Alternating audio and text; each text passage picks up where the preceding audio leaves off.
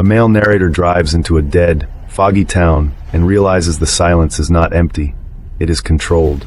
A brutal witch steps into view, wearing a classic witch outfit and carrying a knife like it belongs in her hand.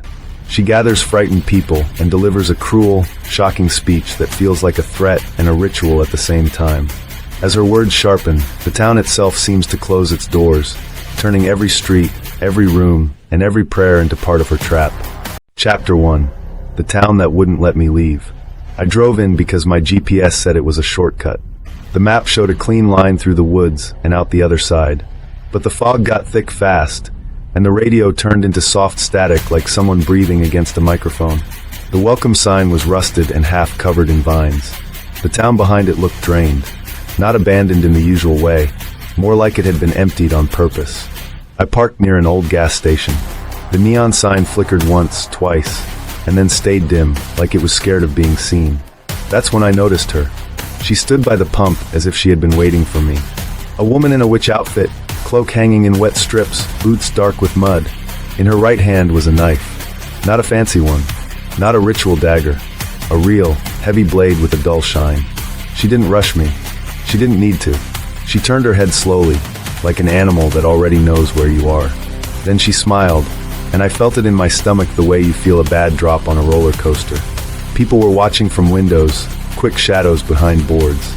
Someone whispered from across the street, "Don't talk to her." Too late. She spoke first. "Come closer," she said, calm as a bedtime story. "I want you to hear me without the fog stealing my words." Chapter 2. Her knife, her rules, her audience. She led us, me and a few trembling locals, toward the church at the center of town. The building leaned a little, like it was tired of holding up the sky. The stained glass was cracked.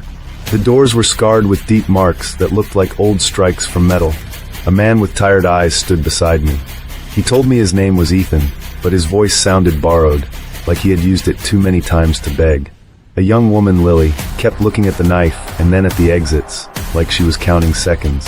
The witch stepped onto the church steps and lifted the knife so the moon could see it. "Look at it," she said. "Don't look away." People look away from the truth, and then they act surprised when it finds them. Nobody moved. Nobody spoke. She pointed the blade toward the crowd, slow and steady, like she was selecting items on a shelf. "I am not here to teach you mercy," she said. "Mercy makes people sloppy. Mercy makes people brave. I want you careful. I want you quiet. I want you to understand the rule of this town." She tapped the knife tip against stone. Tap, tap, tap. Rule 1, you don't run. I will not chase you like a lover. I will cut you like a problem. Her eyes tracked across faces. She enjoyed the fear like it was warmth. Rule 2, you don't lie to me. Lies are soft. My blade is not. Then she leaned forward, voice dropping. Rule 3, when I speak, you listen. Not because I deserve respect, because my words are part of what happens next. Chapter 3, the speech that felt like a spell. Inside the church, the air was cold and stale. The pews were broken. Old pages were scattered across the floor like dead leaves. But the candles were lit. Not normal. Not comforting. They burned straight and bright, like they had been ordered to.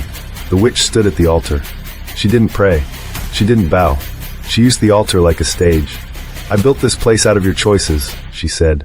"Every time you shut your eyes to cruelty, every time you said, 'Not my problem,' you laid another stone." Ethan whispered, "She's been here for years." The witch snapped her gaze at him, and he went silent. "I don't need your faith," she continued. "I need your attention." She dragged the knife across the wood of the altar, slow enough to make the sound last. A long scrape that sank into my teeth. "Some of you think monsters come from the woods," she said.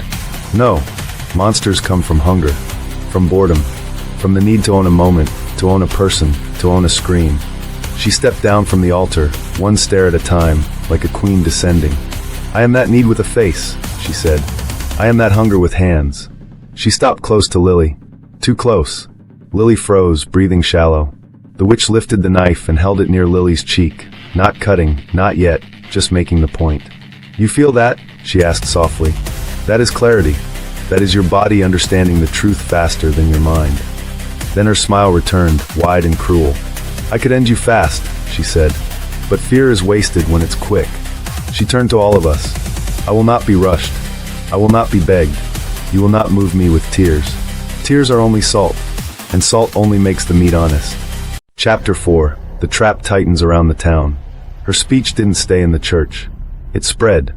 It leaked into the streets like smoke. When the doors opened, the fog outside looked thicker, almost alive. The streetlights blinked like weak eyes. People tried to scatter, but they didn't get far. Every road bent back toward the center, like the town was a knot pulled tight. A stern man who looked like he had once been the town's authority, Sheriff Cole, raised a shaking hand. "We can fight you," he said, forcing the words out. The witch turned her head slowly, almost curious. Then she laughed, quiet and sharp. "Fight me with what?" she asked.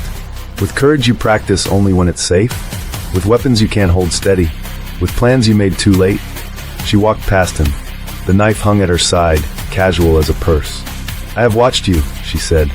"I have watched you turn away from your neighbors. I have watched you lock your doors and call it goodness."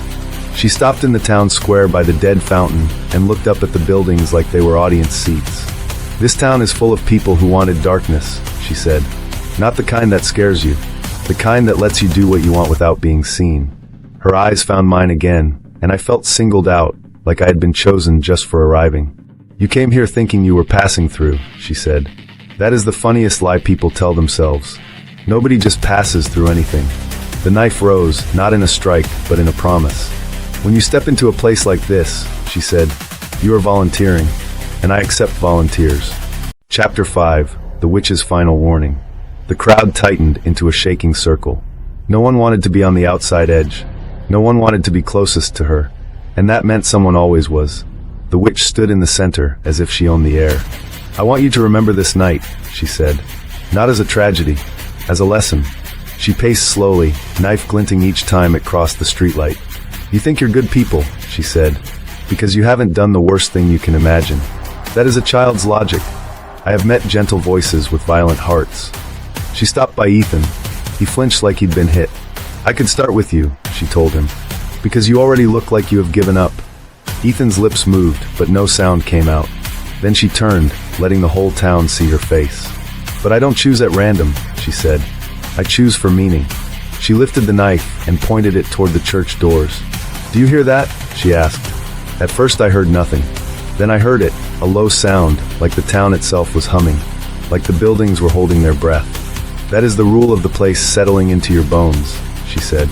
"You're going to do exactly what fear tells you to do. And fear works for me." She leaned in, voice soft enough that it felt personal even from across the circle. "If you want to live," she said, "then listen carefully. The worst mistake you can make tonight is thinking this is only a threat." She smiled again. "This is an invitation." Chapter 6. What I learned when she looked straight at me. I kept telling myself there had to be a way out. A road. A line of trees. A break in the fog. I started backing up, step by step, trying not to draw her attention. It didn't matter. Her head turned without hurry. Her eyes landed on me like a hand closing around my throat. "You," she said. Just that. One word. And my legs went cold. She walked toward me, and the crowd moved back, giving her space the way people do around fire. "Do you know why knives are honest?" she asked, holding the blade up between us.